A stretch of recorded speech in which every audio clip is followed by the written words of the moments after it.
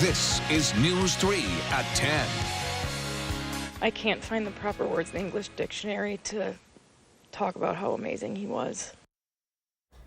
People from all over the country are remembering Corey Barr tonight, the father, husband, and firefighter killed during last night's explosion in downtown Sun Prairie.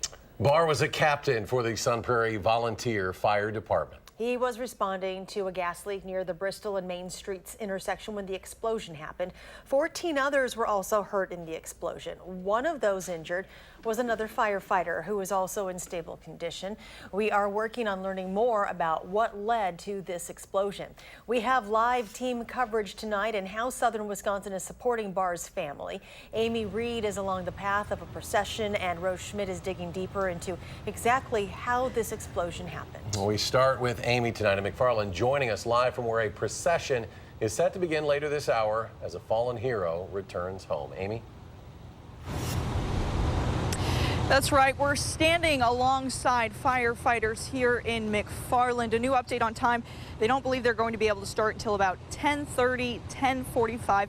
But take a look. There are agencies from all over Dane County, and they said even some outside of Dane County just lining this road, ready to pay their respects for Corey Barr, hopefully getting out of here in about the next half hour. Now, earlier today, I talked with some of the other people affected by this explosion. They had to leave their homes so quickly, they left bare essentials behind. And today, they had to play a waiting game to get back in. Waiting in line is a hassle. A waiting game. Here he comes. Hopefully I get called here. One of many things this group has in common. Nope, not us. Kind of slow. They're just going house by house, basically. Another thing is the questions. It's just the unknown. We don't know when we'll go back. We don't know what state our places are in, and it's just the unknown's probably the worst part about it. It's a little freaky just because we don't know how the structures of the buildings are doing. I mean, yeah, there's all the glass damage, but we don't know how things look underneath. Devastated. I feel very devastated. This is the first time anything like this has happened to me. Scared. Scared of what's going to happen. 10 minutes is all they get, but for some, it's all they need. Hopefully just enough mainly for me to get my cats and just a pair of clothes. I haven't changed clothes since yesterday morning when I left for work. There's water and milk, thanks to strangers, and they're grateful for a break because they could use a distraction, like they could use support. I hope it all turns out. And I'm hoping I can get in there with the next couple of days. Hopefully. Today's Wednesday, maybe by Friday. Let's hope. Now, firefighters didn't want us in homes today, but I spoke with one woman after she went through, and she said there was just glass everywhere. As for the processional, we're still keeping an eye on this. They're hoping that they're going to be able to get out of here about 10:30, 10:45. If you're interested in seeing it, we have the route here. They're going to be coming out of McFarland to Highway 151 towards Sun Prairie. They'll be getting off at exit 103. That's Bristol Street. They'll take Bristol south to Angel Street, where they will turn left in front of the fire station, then another left on Columbus Street, where they will arrive at the funeral home. Now, just a reminder, this processional along the way is for firefighters, EMS, and family. But if you do want to see it, you are welcome to stand alongside the route and watch it as it goes by. We'll, of course, keep you updated. I'll send you back to you guys. Very touching moment there among those fire trucks. Amy Reed along a procession route tonight at the very beginning. Amy, thank you. A husband, father, business owner, and hero. That's just a few of the ways fallen Sun Prairie firefighter Corey Barr is being described tonight. News 3 spoke with Barr's wife, Abby, earlier today. She says he was responding to a call near the couple's tavern, the Barr House, for a gas leak when the explosion happened. He was especially, I don't want to use the word interested, but wanting to make sure he was on that call because it obviously was affecting something else that meant so much to us, our bar. So he wanted to, he told me he was going down there. I asked him why, and he just looked like a kid in a candy store. Like, it's what I do, it's what I love. Barr leaves behind his wife, Abby, and twin 3-year-old daughters. Now, if you want to show your support for the family who not only lost a husband and father, but their place of business as well, you can donate to the Bank of Sun Prairie or to this GoFundMe page, which which has already raised almost $88,000 in a little more than 10 hours. Former Badger, Houston Texan, J.J. Watt donated $10,000 to this GoFundMe page this afternoon. You can find the GoFundMe information on our website as well at channel3000.com. And if you're unfamiliar with that area in Sun Prairie, to get a sense of the tremendous impact of this explosion, a before and after look. Pictures taken from that same location, one on the left from Google Maps, the other on the right from a viewer on the scene last night. You can see the devastation. That entire building there is now gone. This evening, first responders did give us an update on their efforts. They are still calling it an active and ongoing investigation.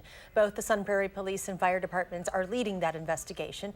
Officers say now that the life-saving efforts are completed, the investigation is starting in earnest, and they anticipate being on scene for several days. But much of what was discussed today was moving forward without one of their own. With that being said, I want to move on to our loss. Corey Barr, a 15-year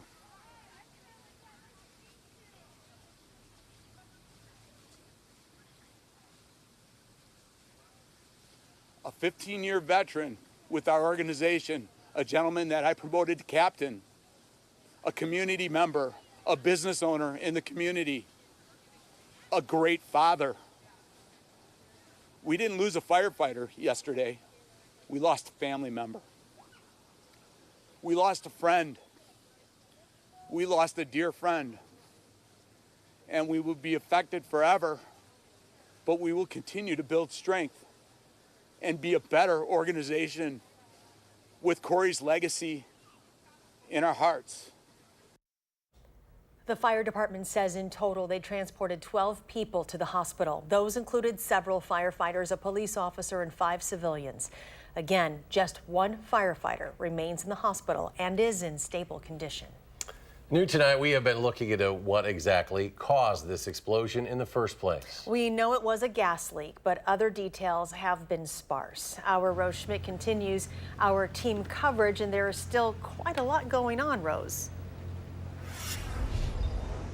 Yeah, that's exactly right. We are here on Bristol Street. We're going to give you a live look at the scene of that explosion from yesterday. Now you can see it's still smoldering more than 24 hours after it happened, and we actually had we took a walk down there, and there's just glass everywhere, debris scattered. There's just so many buildings damaged, so many buildings burned from that explosion. Now it's actually just a block away from the Sun Prairie Fire Station, which we're going to show you right here. You can see there are a lot of people just waiting around here. They're waiting for the procession to come through this area, and we're told it's actually going to go through the firehouse and end up on the other side, which is where the funeral home is. Now, we're told that officials plan on monitoring the situation of the scene for the next several days, but what no one seems to be able to tell me is who the contractor was that was actually working in this area before that explosion and what kind of construction project they were working on. Well, certainly people are wondering how this happened. That seems to be the theme of Wednesday, searching for answers and waiting in the aftermath of Tuesday night's explosion. We all heard a loud boom, and more than even heard it, we felt it. It shook the building. Bill Connors is the Sun Prairie Council president, and he was serving his city when a contractor hit a natural gas main. So we knew something big had happened. It was like a large truck had hit the building. Most of the gas was turned off by 9:30, but We Energies discovered more was flowing and wasn't turned off completely until after midnight. There's a lot of speculation as to which contractor for which entity would have been working in that area. We Energies confirmed it was a third-party contractor. Intercon Construction says it responded to We Energies' request for help in the aftermath, but it was not involved. TDS says after speaking with its contractors, we have confirmed to the best of our ability that they were not working in the area. So the question remains, who was? We're not going to release any information as it relates to the contractor, what work they're doing, who they were, whether we know them or not. We are in the beginning stages of a very, very active and very involved investigation. Officials are calling it a death investigation. And until we get to that point, we figure out exactly what's going to happen to protect the integrity of that investigation. We're not going to release any information on that, okay? And hopefully then people in Sun Prairie will get the answers they're seeking. Now, obviously, there are a lot of unanswered questions tonight, and you can see that there's just so much in this area that is going to need to be cleaned up over the next couple of days and weeks. And we're told that at this time, about 200 or so of We Energy's customers are still without natural gas, and the company tells me it could be that way for some of them for a while. All right, Rose Schmidt reporting live for us tonight in Sun Prairie. Rose, thank you. And Governor Walker was also there earlier this evening, touring the damage, expressing his condolences to the family of Corey Barr and also praising the work of those first responders who last night, in a brief 45-minute period, managed to evacuate a large number of residents, getting them out of harm's way. That on behalf of the state, we send our love and our prayers to his wife, to his children. I understand the chief told me his parents are deaf. I grew up in Delavan, so I love you. I think on behalf of the whole state, we say we love you. More than 50 senior citizens had to be evacuated to an emergency shelter last night as well. Right now, they are still out of the senior living center as crews work to reopen streets. Many of them have medical concerns that require a lot of attention. Luckily, those folks were able to get out and get to safety quickly thanks to the firefighters and police officers. It took first responders less than an hour and a half to get things set up at the high school and nursing home employees in to help with medications. Among the many people evacuated, a handful got to return home, but one woman we spoke with will never be able to return to her home again. She lived in the apartments above the restaurants that exploded, so she, of course, lost everything. She says not only are her material items gone, but her memories that she's made there over the past 3 years. Despite those losses, she is keeping her head up and expressing just how thankful she is that she escaped just moments before that explosion. The bar house had just exploded, and I was thankful that I didn't spend much time in my apartment gathering stuff, thinking like I'd be back tomorrow, which I am, just not my building. And yeah, it's been a weird night. A lot of emotion. Angie's staying in a hotel tonight, using the assistance provided by the American Red Cross until she can get back on her own. As people have been displaced, the Sun Prairie community has come out to support one another. Today at the Sun Prairie High School, volunteers brought food, drinks, toiletries, games, even a support animal. Sun Prairie officials say this kind of support is no surprise coming from this community. When you had a break in the action and you paused just to look up and you saw all of those around you engaged in service, it was a really good feeling. And it was also something that we had all expected. When people are in pain in Sun Prairie Strong comes out. Also chipping in to help, a local restaurant and a therapy dog handler. As always, be sure to stay with News 3 as we learn more about the cleanup efforts, the firefighter still in the hospital, and the man, Corey Barr, who lost his life. We'll have the latest on News 3 this morning, as always, at channel3000.com. Just ahead, Gary will rejoin us. He'll have his complete forecast. And how the city is getting a big boost from the state when it comes to redeveloping the site of the Oscar Mayer plant. That story is next at 10.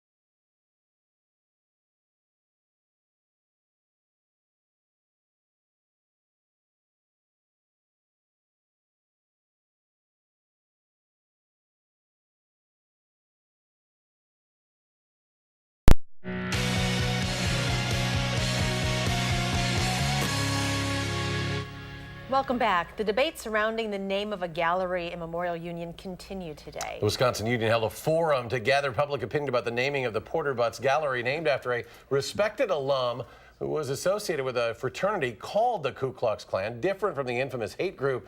This after Butts' family searched archives to prove that Butts did not support the KKK and worked to change the fraternity's name. Be working with the chancellor to further inclusivity and diversity. And I think the people who have filed a hate bias complaint don't really understand who my dad was at all. And those who support changing the name of the gallery say that any association between the university and the KKK make these spaces uncomfortable and marginalize students. The city of Madison is getting some help to redevelop the former Oscar Mayer plant. The city is receiving a $500,000 idle sites redevelopment grant from the Wisconsin Economic Development Corporation. It will help finance infrastructure work on the site, including gas and electricity to each building. The entire $1.8 million project is expected to be done in 2025. Well, we turn now to Gary Canalti. The heat was out there a little bit today, but pretty nice day. You were in the sun. The humidity is still pretty low for today, but we'll notice it more for tomorrow. Let's start out, first of all, by taking a look at heat advisory that has already been issued into tomorrow for much of western Wisconsin. In our viewing area, it includes Crawford County, but includes the area around La Crosse, back into southeastern Minnesota, and much of eastern Iowa. As we take a look at future track temperatures late tomorrow afternoon, we're in the upper 80s, but generally 90s from about the Mississippi River westward into Minnesota and Iowa. And that's where the humidity levels will also be a little bit higher as well, with dew point temperatures in the 70s. We'll probably be in the mid to upper 60s here. So you factor those together, we're going to see heat index values between about 100 and 105 in that heat advisory area over far western Wisconsin back into southeastern Minnesota and the eastern portion of Iowa. Now on Doppler track, things quiet across our part of the Midwest. There were a couple of sprinkles that popped up in north central Iowa, some thunderstorms up near Lake Superior, then some severe weather up in northern Minnesota where a tornado watch is in effect until 1 a.m. Tomorrow, the severe weather threat shifts a little farther to the south. The slight risk of severe weather runs from around La Crosse to around Antigo. The southern edge of the marginal risk area where an isolated strong to severe thunderstorm could occur is from about Prairie du Chien over toward Manitowoc, so mainly the far northern parts of our viewing area. Live view from the WISC sky cam looking off toward the east tonight. It's actually a pretty evening out there, and it feels kind of comfortable. The humidity isn't too high so far. 85 the high temperature for today, the low 59, and right now we're sitting at 73 degrees with partly cloudy skies, winds out of the southeast at 6 miles per hour. Dew point temperature still comfortable at 59, but that will change as we head into tomorrow. Weather track across the country, you can see generally clear skies through much of the Midwest. Showers and thunderstorms in the desert southwest, bringing some welcome rain there, but also some pockets of flash flooding, and then some showers and thunderstorms down near the Gulf Coast where the heat and humidity has really been building. Across the Midwest, there's a cold front out to the west across the Dakotas into northwestern Minnesota. That's what's triggering the thunderstorms tonight. But this warm front divides warm and humid weather to slightly milder and not as humid weather where we are. High temperatures today were in the 80s through much of Wisconsin, but you can see how large the area of 90s was out to the west. And current temperatures are still in the 80s as nearby as Des Moines, Iowa, and the Twin Cities, while we're about 10 degrees cooler. But once that warm front lifts northeastward, we'll see our humidity increase as well. Dew points in the mid or upper 50s now go to the 70s across western Iowa and Minnesota. So again, that's why the heat advisory is in effect in that area, just because of the fact the combination of heat and humidity will bring in heat index values over 100 in much of that area for tomorrow. So again, a heat advisory in effect from noon until 8 p.m. tomorrow for Crawford County and areas to the west. Low of 67 tonight with partly cloudy and mild conditions. Tomorrow, very warm, also more humid, high of 87. Can't rule out an isolated shower or thunderstorm mainly north of Madison. On future track, those temperatures drop into the upper 60s overnight. The southerly winds start pumping in the moisture. High temperatures tomorrow, upper 80s, but you factor in the humidity and it'll feel more like about 90 to 95. Slight chance of a shower or thunderstorm north of Madison. Tomorrow night, maybe a little better chance, although this is the very latest computer model, keeping the storms even up to the north for tomorrow night and into Friday. If that's the case, these high temperatures might have to be boosted on Friday, but we'll still see a chance for a shower or thunderstorm on Friday. 7 to 10 day forecast. Those temperatures stay warm through the weekend, highs mid to upper 80s with high humidity. Thunderstorms on Monday, though, will signal change toward at least a couple of days of less humidity and temperatures very comfortable around 80 for Tuesday, Wednesday, and Thursday before those temperatures bump back up again toward the end of next week. All right, Gary, thank you. You're welcome. Thanks, Gary. Jesus Aguilar makes the All-Star team and then tries to get the Brewers a win in Miami. The story coming up in sports.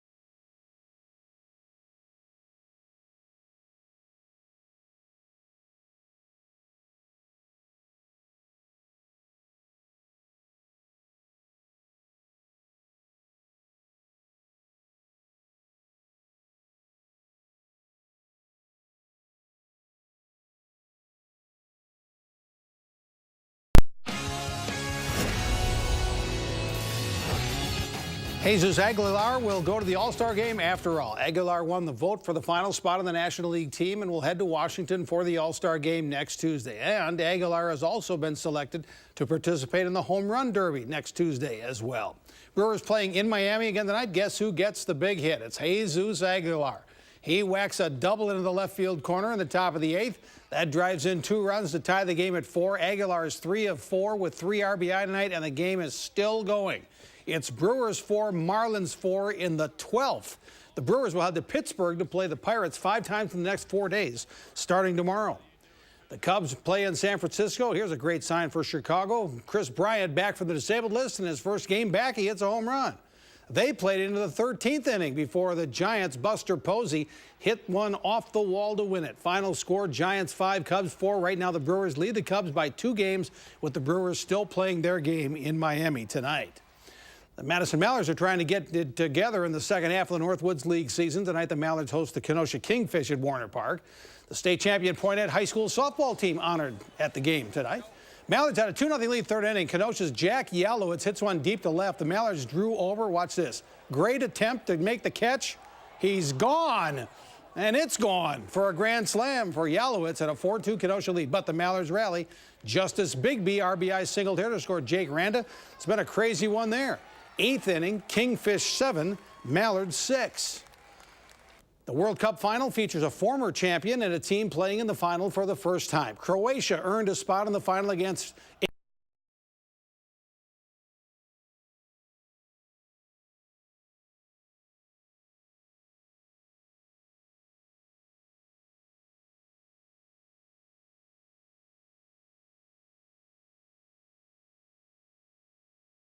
Cup on its home soil back in 1998, its only World Cup championship. Croatia finished 3rd in that 98 World Cup in France. That was Croatia's best finish to date at the World Cup. France and Croatia in the final on Sunday.